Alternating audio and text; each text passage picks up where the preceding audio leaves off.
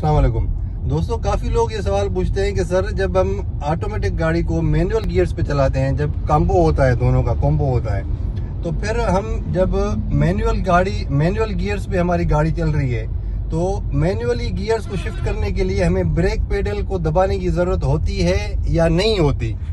तो भाईजान इसका सिंपल सा जवाब है कि हमें ब्रेक पेडल दबाने की कोई ज़रूरत नहीं है जब हम ऑटोमेटिक गाड़ी चला रहे हैं और मैन्युअली गियर्स को शिफ्ट कर रहे हैं। अभी ये देखें, जिस तरह ये अभी डी पे है, तो हम अगर इधर आते हैं, यहाँ पे ये गाड़ी अभी मैन्युअली गियर्स पे चल रही है, ठीक है। पहले ऑटो पे चल रही थी, अभी मैन्युअल पे चल रही है इस तरफ।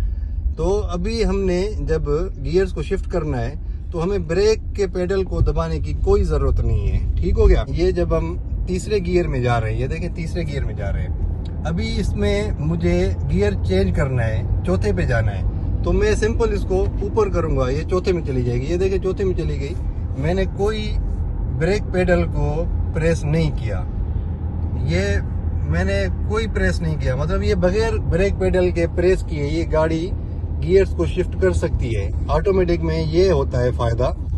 कुछ लोग कहते हैं कि भाई ये हम जब ब्रेक पेडल को दबाएंगे उसके बाद हम गियर शिफ्ट कर सकते हैं। अगर हम इस तरह करें तो फिर तो उसका मकसद ही फोत हो गया। ये तो मैनुअल गाड़ी में होता है, ये सिर्फ मैनुअल गियर्स हैं, ये मैनुअल गाड़ी नहीं है। इसमें ऑटोमेटिक का ऑप्शन भी है और मैनुअल का ऑप्शन भी है, ठीक है। ऑटोमेटिक का ऑप्शन भी है और मैनुअल का ऑप्शन भी है।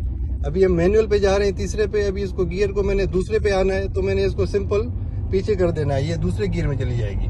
अगर हम इसको ऊपर करते हैं तो ये तीसरे में चली जाएगी, ऊपर करते हैं चौथे में चली जाएगी। हमें ब्रेक के पेडल को दबाने की कोई ज़रूरत नहीं है। उम्मीद है कि आपको ये चीज़ भी क्लियर हो गई होगी। थैंक यू वेरी मच दोस्तों, अल्लाह हाफिज़।